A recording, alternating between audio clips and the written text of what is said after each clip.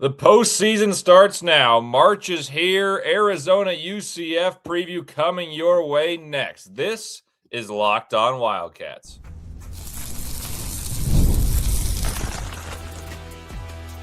You are Locked On Wildcats, your daily podcast on the Arizona Wildcats. Part of the Locked On Podcast Network, your team every day. Hello and welcome into Locked On Wildcats, part of the Locked On Podcast Network, now the number one sports podcast network around. I'm your host, Leif Thlin, your resident college basketball guru, stats nerd, point guard by game, and ball knower by trade. And I'm excited to talk Arizona hoops with you today. Today on the show, I got a fun one. I'm going to break down the UCF matchup with keys in place, referencing the previous game in which Arizona won by 7 at UCF and facing all those palms and all those things that distractions. They're in a neutral site now, but UCF is hot and has everything to play for. I'll give my prediction and break down what could skew this game. That's all ahead, so let's dive right in. First of all, look at this. I got a Locked On Wildcats shirt, and I got the Arizona hat. So for those of you who always want more Arizona gear, it is back because I am back at home. And it's great to be back with you because there's no better time than March. And we're approaching my 7 favorite days of the year. The 3 days from, I guess we can go 8, Thursday through Sunday of conference championship. I'd go Friday through Sunday. Brackets are out. Skip 4 days, and the first 4 days, Madden's favorite 7 days of the year. I am a happy man. So with that said, let's talk about this matchup. UCF staves off elimination, makes their spot a whole lot cleaner for the resume, because they were trailing against Cincinnati, who needed a deep run in March in the conference tournament to make it to March Madness. UCF, I think, was in even with a loss, but it was an I think. And madness can happen. Bid stealers do occur. And UCF goes on a crazy run, erasing an 8-point lead late, trailing for the majority of the game, and winning in overtime against Cincy. UCF should be in, but they still have everything to play for because you don't want to leave any doubt. UCF is a difficult team for Arizona to play. Arizona should win. They should win. Don't get me wrong. But Arizona has issues with this matchup more so than a lot of teams that would be 8th in a conference. That speaks highly to the Big 12 as a whole, but also speaks highly to UCF. Because if you look at what Arizona does really well, UCF does so to a lesser degree. UCF's 52nd in KenPom, which really speaks to the fact they're not that great. But what they are is 38th on offense, 104th in defense. But on defense, there is one thing they do very well. They rebound well. They rebound well. They mitigate the opportunities for other teams to get second chance points because they clear their defensive glass. They're not good at forcing turnovers. They're not good at preventing baskets, but they are good at rebounding. And what's strange about that is they play a zone. UCF often will employ a zone. Didn't do it too much against Arizona in their previous matchup, but I've watched a lot of UCF play this year. I've watched a lot of tape to prepare for this, and they play a 1-3-1 zone frequently.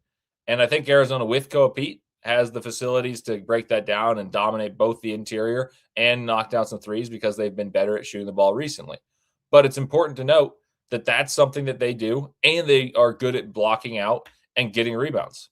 Really, really hard to do both. To play zone, be active, cause turnovers, and rebound. They're not great at forcing turnovers, but what they are is disruptive in the zone.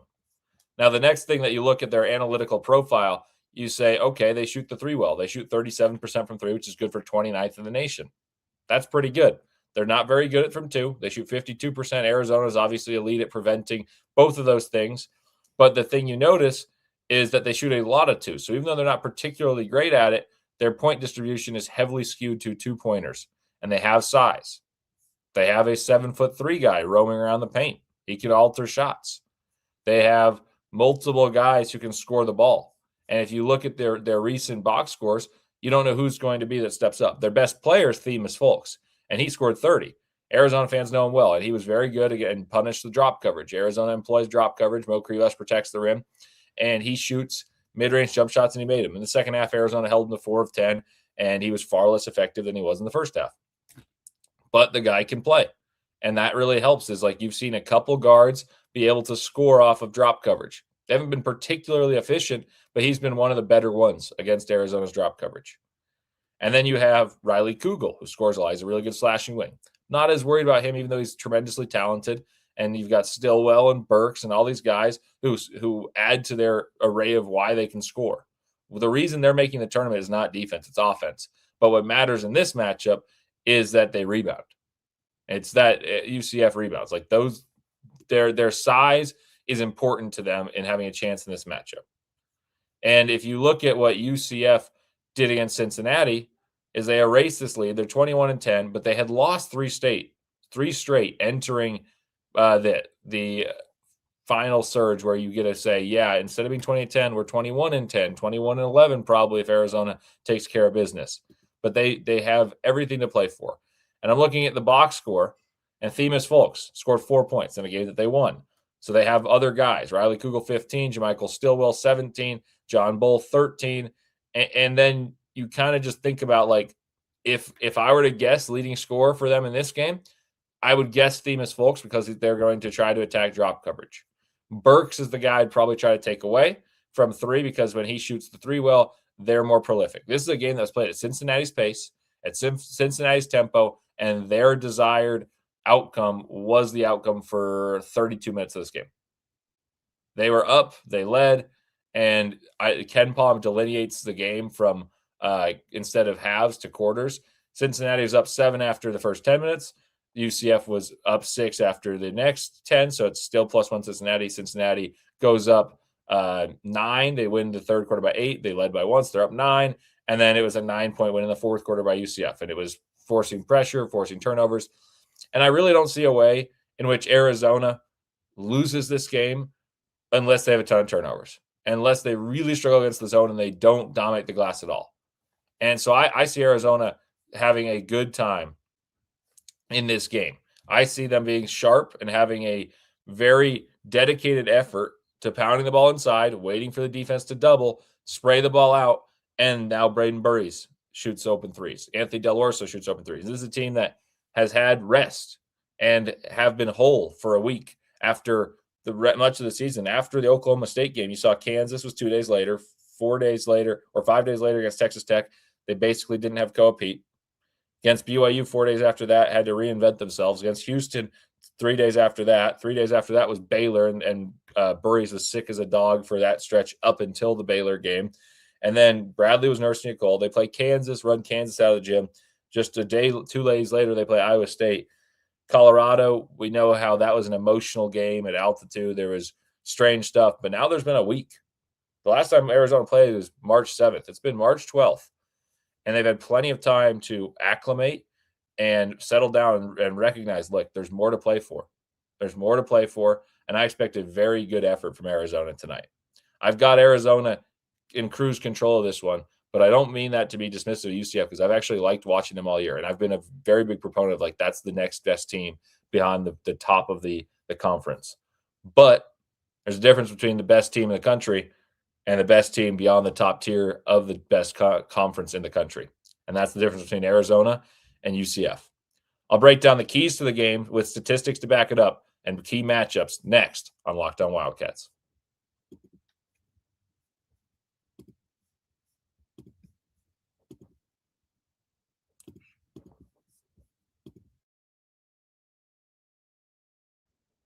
I'm Kalia Butler, host of Locked On Women's Basketball, and this is Mazda's Women's Basketball Snapshot, celebrating the work no highlight reel can ever capture. Texas won its first ever SEC championship on Sunday, beating South Carolina 78-61 and snapping the Gamecocks' 3-year run as SEC tournament champions. In the Big Ten championship, UCLA dominated Iowa 96-45. The 51-point margin is the most lopsided title game in Big Ten tournament history. With a resume that includes 18 Quad 1 wins and one of the toughest schedules in the country, UCLA is making a serious push for the overall #1 seed. But UConn has held that spot all season and remains the nation's only unbeaten team.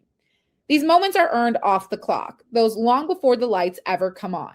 The sweat, the fakes, the doubt, the scrapes, and coming back for more every time. Mazda puts that same drive into every detail. Wins define the moment, putting in the work, that defines you. There's more to a Mazda because there's more to you.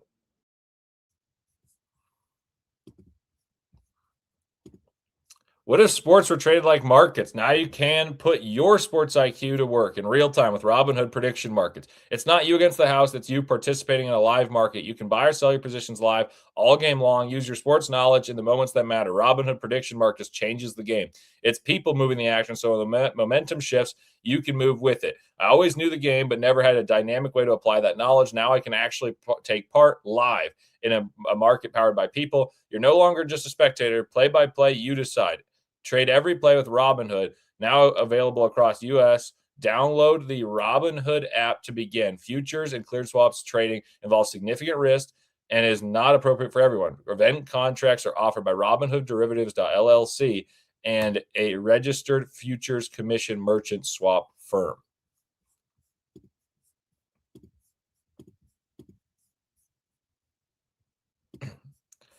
If you've been thinking about joining the Everydayer Club, now is the time. Again, you get ad-free shows and access to our group chat on Discord. And if you're signed up before the NCAA tournament tips off, you can get our Everydayer Club bracket pool. You can get into that on Discord for a chance to win Locked On merch. Should be a lot of fun. Right now, use code MARCH to get your first month free. LockedOnWildcats.supercast.com or tap the link in the show notes. Welcome back, everyone. Leif Thlin with you here on Locked On Wildcats, breaking down the quarterfinals of the Big 12 tournament. Oh, I cannot wait. I got my Locked On Wildcats shirt. Just ordered it. Really happy about it. You guys are free to buy one as well on the merch. But honestly, what I love most is your support and your support of your Arizona Wildcats. And what I want to talk about here is the matchups of this game and what will decide who wins. We all agree Arizona should win, but what will assure that they will? And here's what I think it is. The first one, and I'm going to start with defense for Arizona. The first one is make Themis Folks a scorer, not a distributor. When Themis Folks gets the other guys involved and you see Burks and Stillwell hit a couple threes, then that makes them far more dangerous than when Themis Folks scores 30. Themis Folks could score 30 at UCF, and Arizona didn't play particularly well, and Arizona still wins comfortably. That's what happened. Point blank, period. They come back against Cincinnati, and Themis Folks had a really bad game, but he's by points output, but he's starting to become a distributor, and those guys get their juices flowing and start feeling confident. That makes them a more difficult offense to stop. In the same vein of that, I think holding Burks, Stillwell, Johnson, and Kugel, that quartet, to 6 or fewer threes is absolutely vital. And Arizona does very well. They only give up around 7 threes per game. And in many outcomes, they have given up fewer. And, you know, if they're going to give up threes, I want that to be from Folks, off no pass possessions. I want no easy shots off of three balls. And Arizona does a good job. A lot of teams say, okay, we're going to pack the paint, make them shoot threes over you. And in college game, the pack line defense, Virginia popularized it. Many teams have employed this, and it makes teams miss threes and you live. But Arizona doesn't do that. What they do is they dare you to get into the paint and try to score against Mo Krivas, and they play an NBA-style defense and have the size and the athleticism to contest. But that all relies on staying with your man and not being beaten and not having the defense collapse. Arizona should give up fewer than that number of threes in maybe in the game, but certainly to that quartet I named. And once again, that's Johnson, Stillwell, Burks, and Kugel. I think Arizona should do that. And then here's the next one. It's rebounding. I believe what will happen is UCF will play a zone. They've switched between defenses, and the answer to the question is I'll have to find this is what percentage of possessions will they go zone? My guess is 50% or more of this game they'll play zone against Arizona, and because they don't think they can match up man for man. So they'll play a 1-3-1 zone, and Arizona likely will try to attack that with 2 at the top. You want to face an odd front with an even front and an even front with an odd front, vice versa. And I believe Arizona will have Burries and Bradley up top in what are called the slots, and they'll penetrate, drive, and if Karchenkov and Aristode and Del Orso hit threes, watch out. Now, the other thing that Arizona can do is they've got another kind of a zone killer, and that's Koa Pete. Koa Pete can find the ball in the middle, face up, and see the defense and distribute. I think Koa Pete will have another good game. It may not look as prolific as the Colorado game in scoring because people are packed in, but I think his impact on the game as a passer will be very noted. And I think UCF's defense, as I mentioned in the intro, is gimmicky. UCF's defense is poor. They're one of the better offenses in the country, and they're a very mediocre defense. So a key would be attack the paint and attack rebounds because they play a zone. So I want Arizona to be plus 10 on the glass in this game, and I think that's very doable because I think Arizona should win this game by double digits. And then the next thing I would tell you is I think that Arizona should win the category of extra possession points. It's not just second chance points, but it's also points off of turnovers. I think Arizona should win that by about 15. I think Arizona wins that by about 15. And if they do that and are plus 10 on the glass, they will win. Now, of course, I got to talk to you about pop point, paint-oriented points. Against the zone, it's going to be lower in most odds, but you could see a ton of fouls. And that equals free throws, which are paint-oriented points. For those of you who are new and joining and not the everydayers who have heard this 1,000 times, paint-oriented points are points in the paint plus free throws made. And I see Arizona getting around 55 in this game. And I think that amounts to 55 of their 84 points, something like that. And I think Arizona hits a couple threes against a zone that's daring them to shoot them. I think they're very sharp and intentional in how they execute offensively. That's the stuff I kind of think will occur. It's hard to imagine that UCF, even though they've got momentum, they came off a nice comeback, and momentum in March absolutely matters. Like, I am not discounting UCF whatsoever. I just think you see a sharp Arizona. A rested whole contingent of the Arizona Wildcats is better than a hot momentum UCF team. I think that's just this plain and simple truth. And the last key I'd give you, if there's an individual key, like I was very big on in the Colorado game of, I don't care what happens. I want to see Koa Pete be aggressive. I want another Koa Pete many touches game against the zone. I think it's harder to get as many shot attempts, as I pointed out, but I want to see Koa Pete established early and often. And I think the player who reaps the most rewards of that is Braden Burries. I think Braden Burries can catch and instead of being denied and kind of have his own defense square up and look him in the eye, they'll have to shift toward him and he can attack the rim and get out and go in transition. And I have a commenter, a faithful commenter who has been with me in many shows I've done, Norin. He says Burries has grown into a guy dipping his toes in the water to be a top 10 pick-worthy talent, leading the top team in the country. Pretty amazing year of growth for him. Well, Norin, I'm answering you here. Hopefully you're still here. I have a number 6 on my big board. I know you know I'm a draft guy. I had James Barlow on yesterday, and we talked about him. James has him lower, and James and I don't disagree too often. I think he's going to end up skewing more towards my side, where Burries is a top 8 pick in the draft. Like, he's that good. Koa Pete's awesome, too. This Arizona basketball team is fantastic. I firmly believe they're the best team in the country. And Duke's injured going into the ACC tournament. Foster wouldn't be back until the Final Four. Gongba's out for the ACC tournament. And if you look like if you look at Michigan, LJ Cason's out. They've had to change the rotation. And for me, something's just a little off on Michigan. So I firmly do believe Arizona's the best team. I happen to be the host of Locked On Wildcats, but I really am not just preaching that to say that to ingratiate myself. I said that before the season. For those of you who want to fact check my very first episode, I said this would be a 1 seed and a team that can contend for a Final Four. So far, lived up to that billing. Next up, I'll give you the prediction of this game that I've got with the score, matchups, key players, and just kind of how I see the Big 12 tournament unfolding. Thank you guys for listening. As always, coming up next, the prediction on Locked On Wildcats.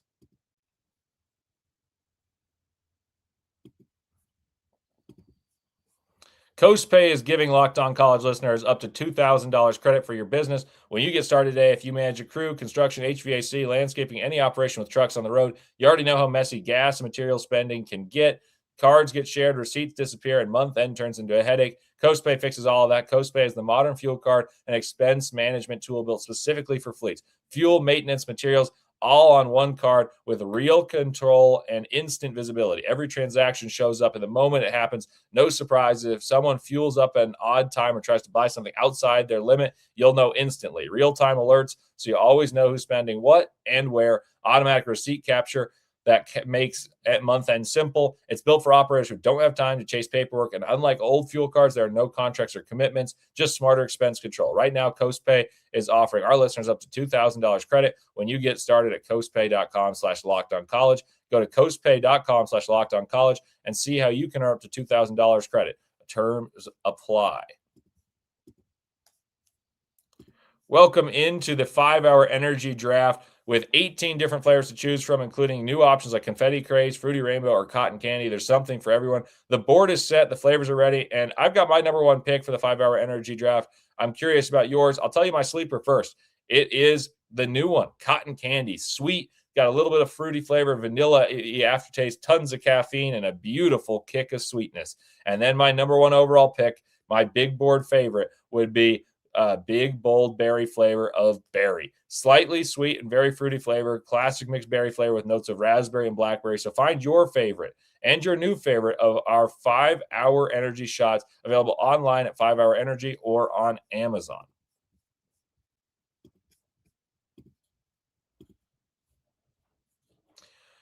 Welcome back to Locked On Wildcats. Leif Thlin with you here. And I kind of told you guys at the beginning, I feel Arizona is going to come out sharply in this game. I think they'll be ready for the 1-3-1 defense that Johnny Dawkins and UCF employ. I don't think the pressure that plagued Cincinnati when they were leading will really bother Jaden Bradley or Braden Burries. And honestly, I pressure and turnovers have not caused Arizona issues all season. That is a really good sign going forwards. A lot of vulnerability happens in terms of extra possessions, and Arizona wins that recipe quite frequently. I gave the keys in the previous segment. I'll give you the matchups now. I think Jaden Bradley, the Big 12 Player of the Year, all Big 12 defense, gets a tough matchup. He defends Themis Folks. I think Riley Kugel will draw the assignment of both Ivan Karchenkov and Braden Burries. I think Stillwell probably gets Koa Pete, and I think Burks probably gets Karchenkov a little bit as well. I think there's going to be some switching on the wings. I mean, when Aristone and Del Orso are in, I think you see Burks and Stillwell be defended by those guys. I think you're going to see Kugel, if he's hot, get Karchenkov, but I think Karchenkov initially starts on Stillwell because Stillwell's a little broader than Kugel. Kugel's more narrow and athletic and springy, and Krivas defends on the interior against John Bull. Nothing crazy there. There's no screwy matchups. Arizona's pretty by the book in that. I think UCF will try to match up similarly, but ultimately play a lot of zone because they cannot match up with Koa Pete in the interior. And I think they cannot match up with Mo Krivas in the interior, despite John Bull being tall. I expect John Bull to get in foul trouble. I expect Arizona to live at the line in this game. I expect Arizona to get out and run and get layups because a team like Cincinnati really stifled UCF. UCF scored 66 points with 5 extra minutes. This is a team that's good offensively. I expect the game to be a little higher scoring than that, but not by leaps and bounds. I see this game coming down to extra possessions, and I see Arizona forcing more turnovers and getting more rebounds, and thus they will win this game. And I alluded to it, but I didn't really give a number. I said plus 15 in terms of points off of turnovers and second chance points. On second thought, I think that probably is too low. I kind of think Arizona will find their way into like 30 if you combine points off of turnovers and second chance points. I think they score around 30, and that means that they're probably conceding about 12 to 15. And I think that's really, really hard to overcome for a team like UCF. They'd have to shoot the ball unbelievably.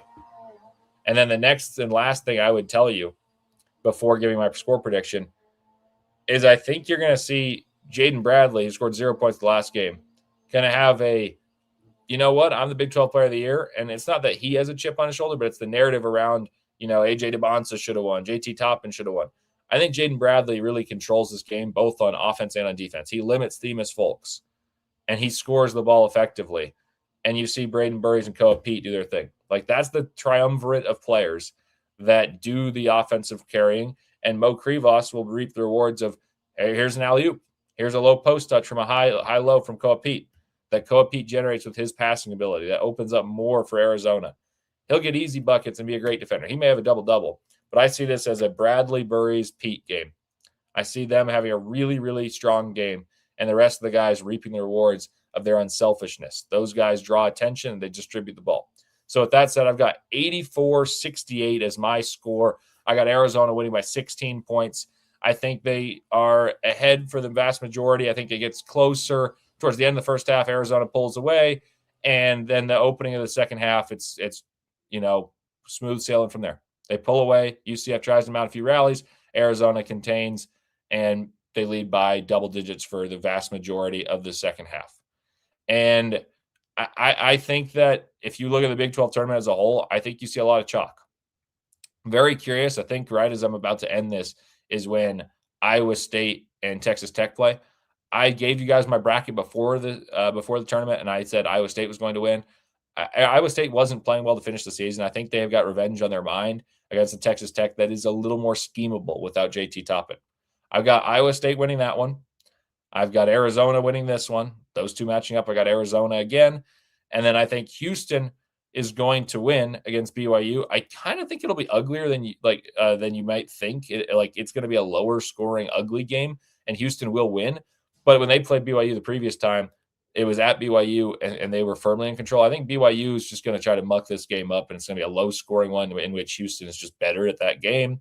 And then I think Kansas and TCU will be a dogfight. I think Kansas will win, but I don't think it'll be one-sided whatsoever. I've got Houston getting revenge on Kansas, Arizona, Houston in the championship, and I got the Cats taking it. So with that said, Arizona Big 12 champs in my eyes. I will have a preview for you of the next game, whether it is in the NCAA tournament or hopefully tomorrow afternoon against either Iowa State or Texas Tech. Thank you guys for listening. Leif Thlin with you here, and I cannot wait to give you March coverage each and every day on Locked On Wildcats. The next show will be, of course, Postcast. Tune in to this afternoon for Postcast after this game, and make sure you subscribe and follow Locked On Wildcats so you get all the latest episodes and all the alerts. And if you never miss an episode, the Everydayer Club is built for you. Get Locked On Wildcats ad-free, plus members-only Discord access and more. Head to LockedOnWildcats.supercast.com to join the club. For those of you who are on video, we send you the first ever 24/7 National Locked On Podcast Network YouTube channel. And on audio, make sure you make your second listen, Locked On College Basketball with Andy Patton and Isaac Shade, breaking it down all around the country for college hoops. Thank you guys for tuning in. And as always, bear down.